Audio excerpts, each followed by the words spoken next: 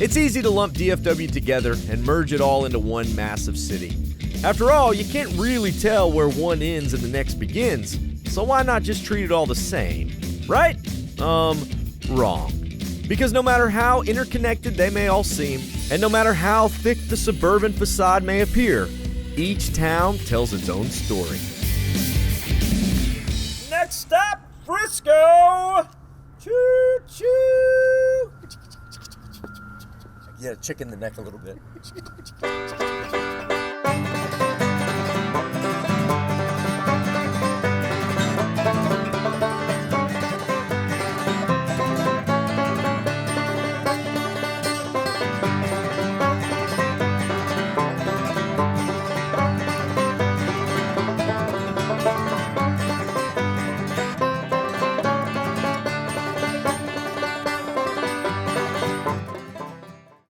This episode was made for y'all with the help of our awesome partners. Check the caption for more info.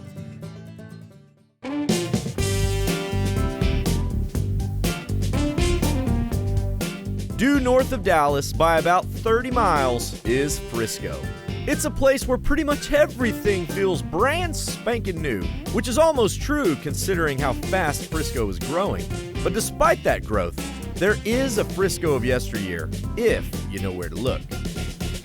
So while Frisco may seem like it's completely brand new on the highway, you start exploring a little bit, you will eventually arrive at its historic Main Street, which stands in stark contrast to all the glass and steel over on that part of town. You know, it wasn't that long ago, Frisco was just this little town way north of DFW. Well, folks, it is now very much part of DFW.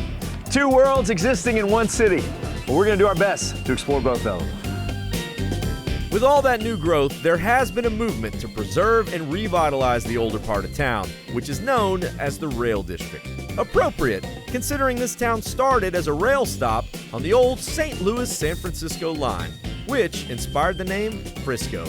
Now, personally, I would have gone with San Fran Frisco, but nobody asked me. And by design, we're here in the morning, so we can pull in for breakfast at the Depot Cafe.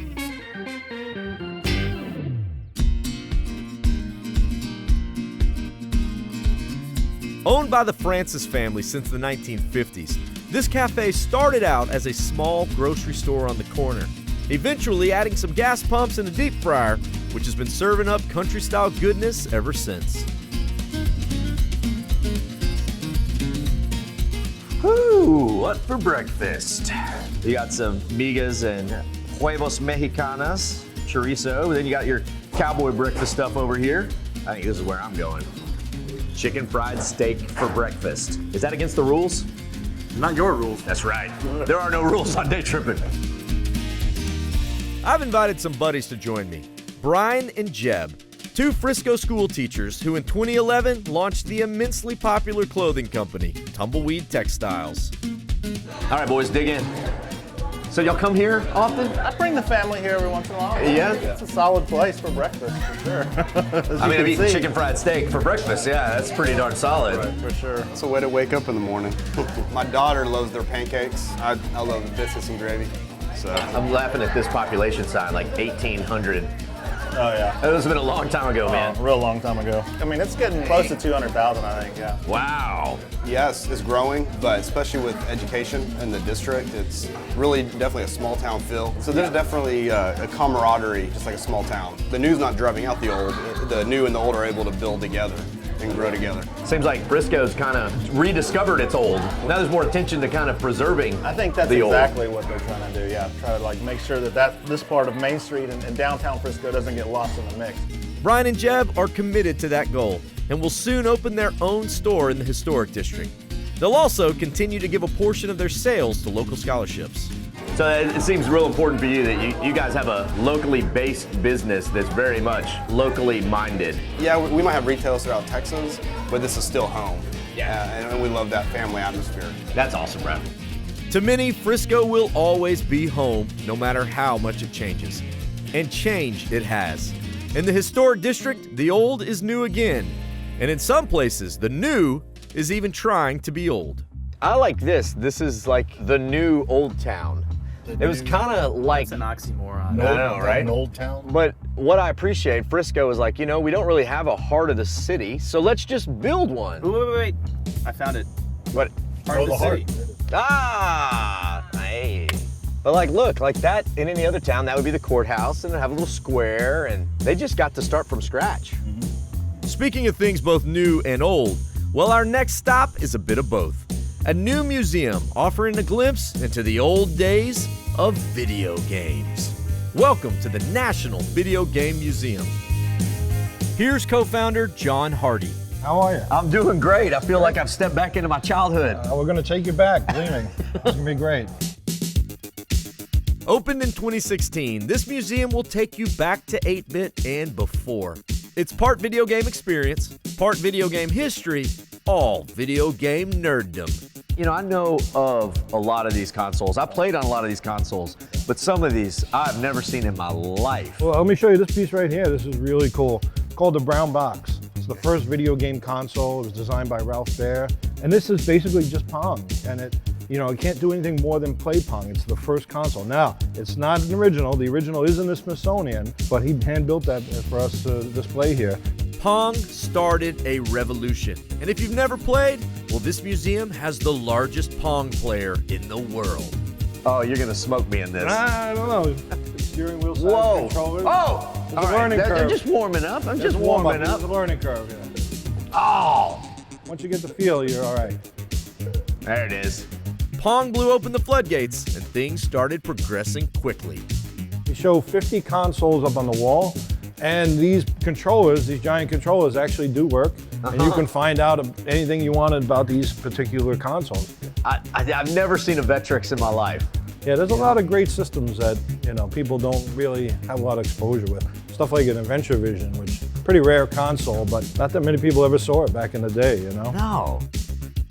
Down the digital rabbit hole we go, to consoles, controllers, and games I never knew existed. Familiar with House of the Dead from Sega? Yes. Where you shoot the zombies? So typing of the dead kind of made it educational. You have to type the word above the zombie to kill it. Samba, Meyer. Wait, I might You're actually be all right you're with onto water. something here, yeah. Stay on the home row. There it is, there to stay All on. right. Hey. This is ridiculous. See, Mom, killing zombies is educational. Only I'd known that when I was growing up. Speaking of young Chet, well, this bedroom looks all too similar to one I used to know. Boop, boop, boop, boop, boop, boop, Were you good at Simon? boop, boop, boop. I was pretty good at Simon. How far Pretty good did at you Simon. I only got to like 852. So, yeah. 850. You know how I know this is his bedroom? Depeche Mode. Yes. Right there.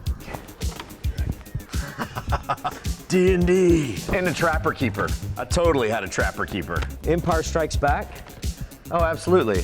This was how many years of my life? Mom, I'll be down for dinner in a little bit. One more game. God, leave me alone. I don't need to come down for dinner yet. I'm not even hungry. Bam. I especially like how you're a foot away from the screen.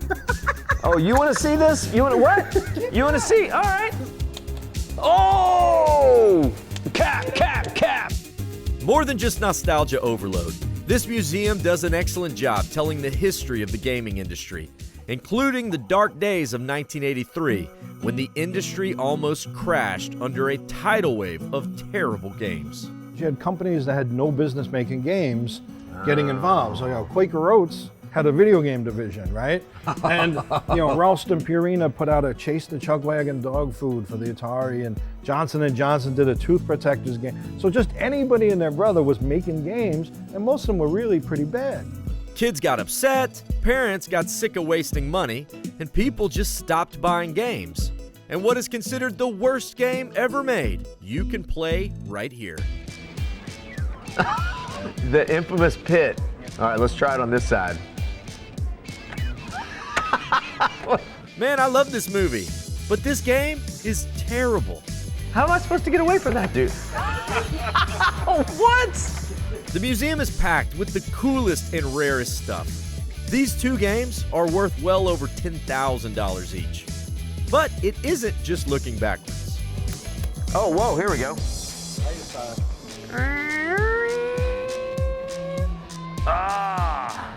I'm about to throw up breakfast, though, on this racetrack. But we haven't even touched perhaps the best part of this museum. Oh, you want a blast to the past? Here you go. A full token arcade. Now this takes me back.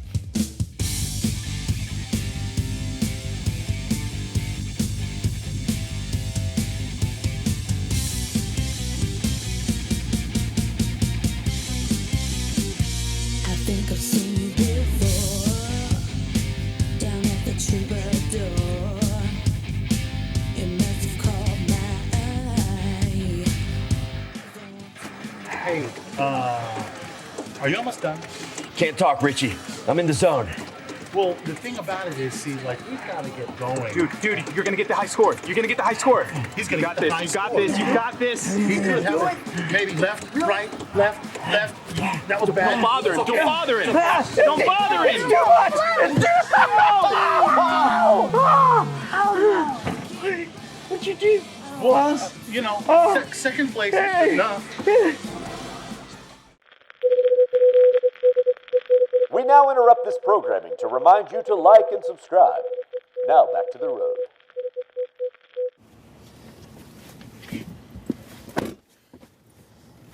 You're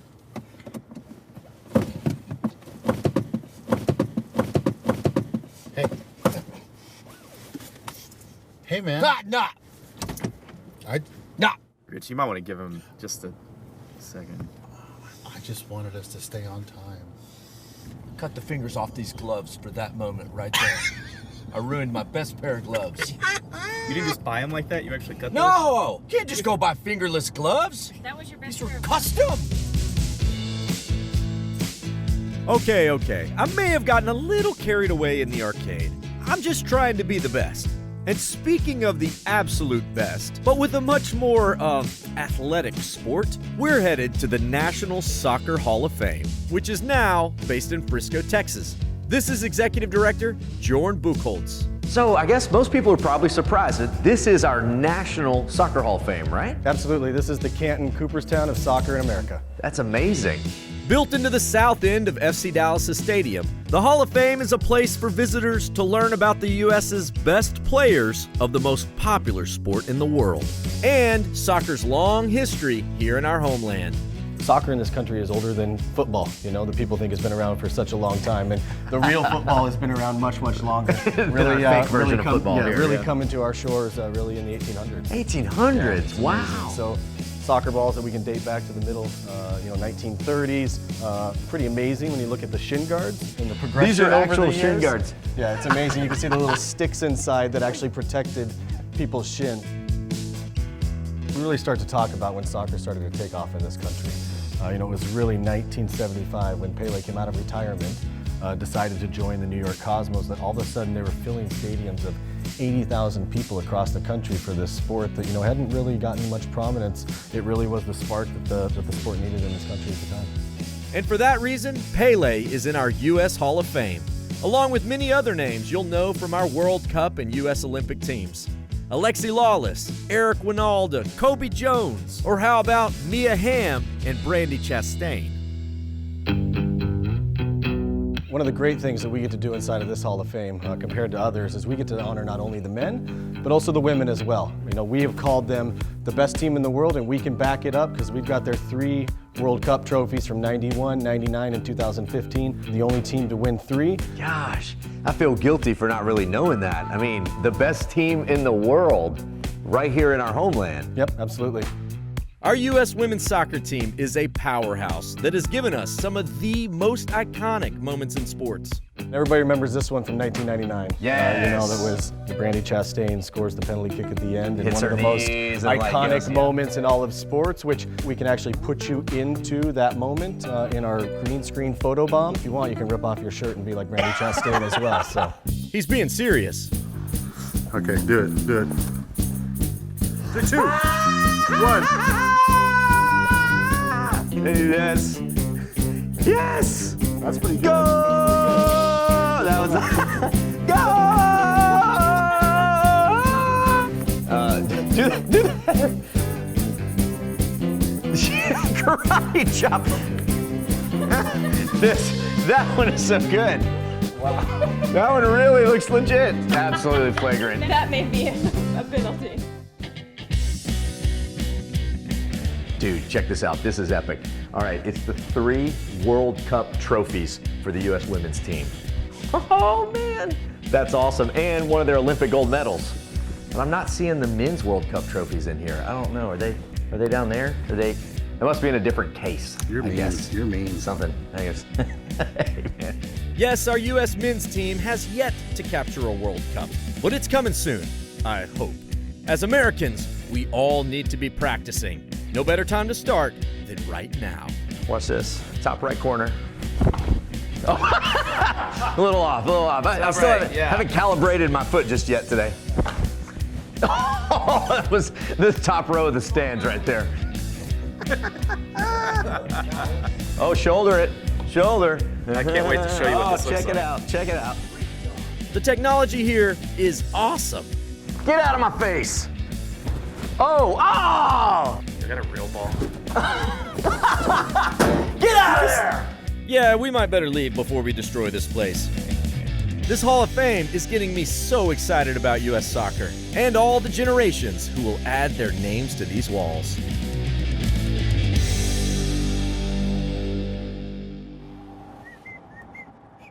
Hey, so you remember when we took that trip to Arlington? Was I there? Yeah, you were there. Are you sure? Okay, so I was there. All Fine. right, yeah, see, told you were there. We went to the Dallas Cowboys Stadium. Yes. Well, that felt like their headquarters, didn't it? It is not. This is their actual home. If the stadium in Arlington is Jerry World, this is Jerry Land. Okay, I get it.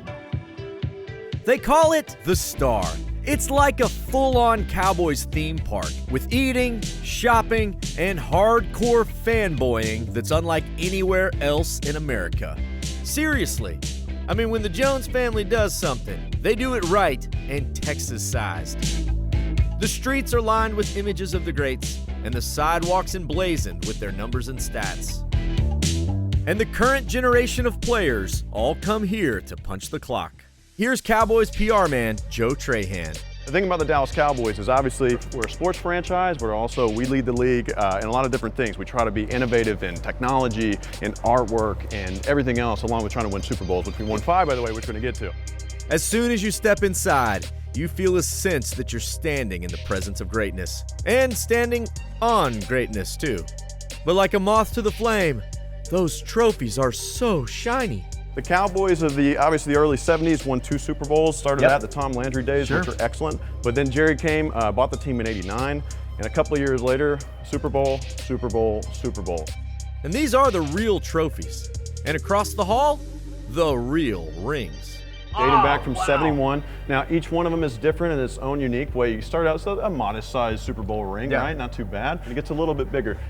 Woo, it's cold in here from all this ice, y'all.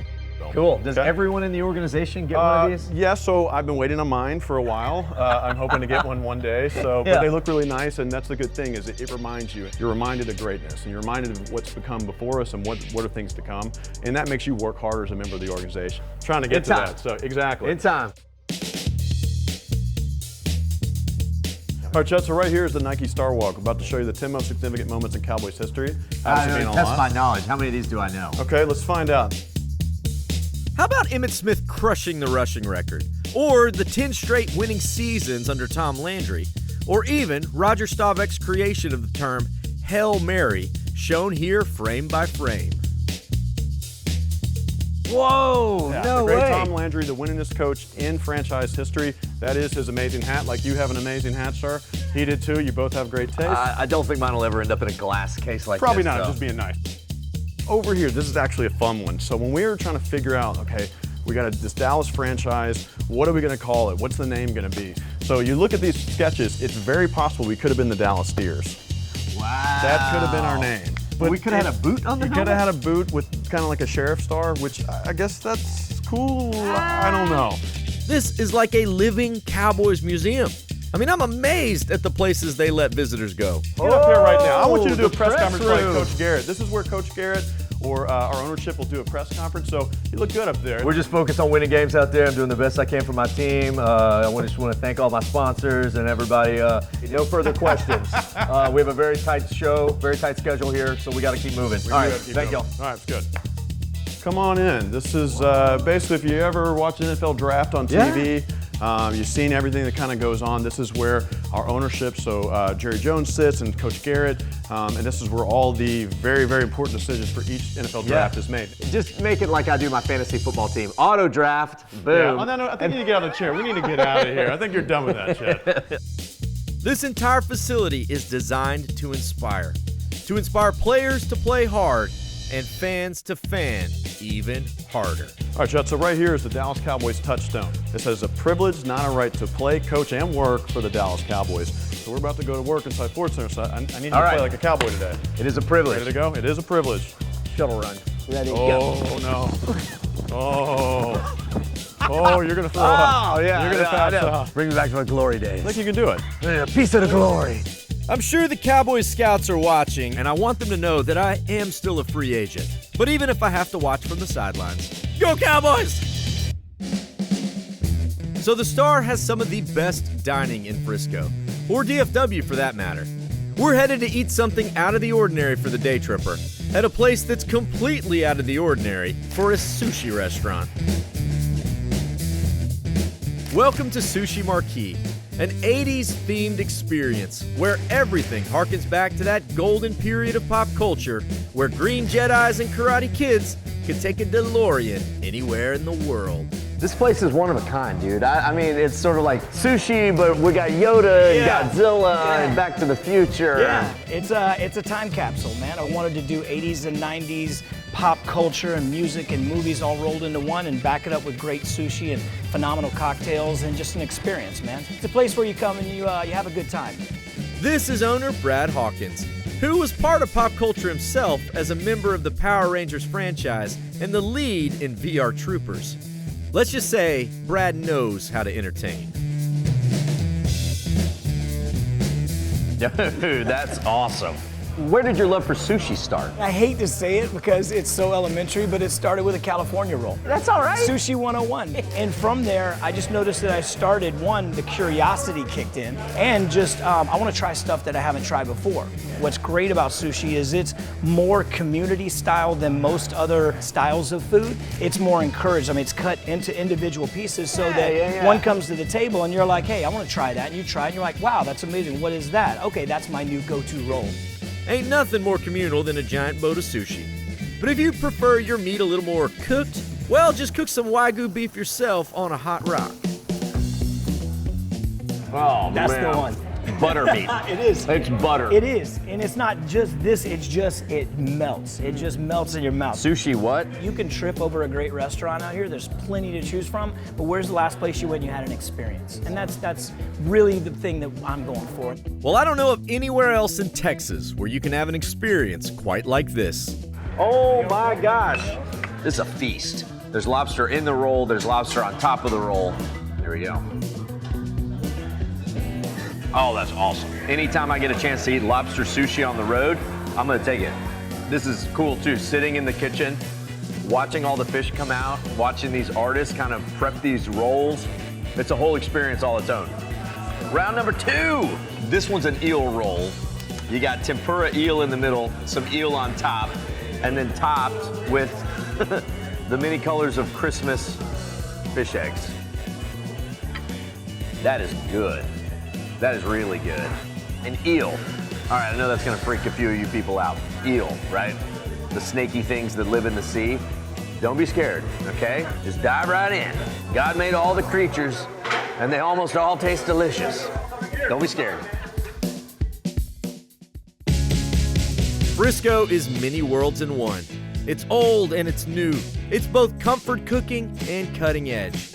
A place where the jocks and the nerds can coexist. And with every new building, Frisco is both retaining its roots and rising to new heights. They say the only thing constant is change. And it's fun to watch as this old railroad town changes into a full-on day tripper destination. All right, so I will see all y'all out on the road. Vaya con Dios, amigos.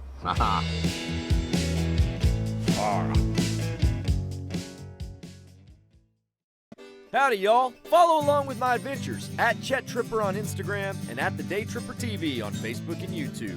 Or head to thedaytripper.com for travel guides, past episodes, and info on our mobile app and Team Day Tripper.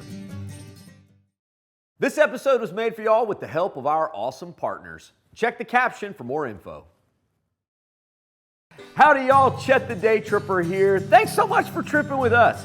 Remember, while you're here, like this video, subscribe to our channel so that we can stay out there on the road and keep on tripping.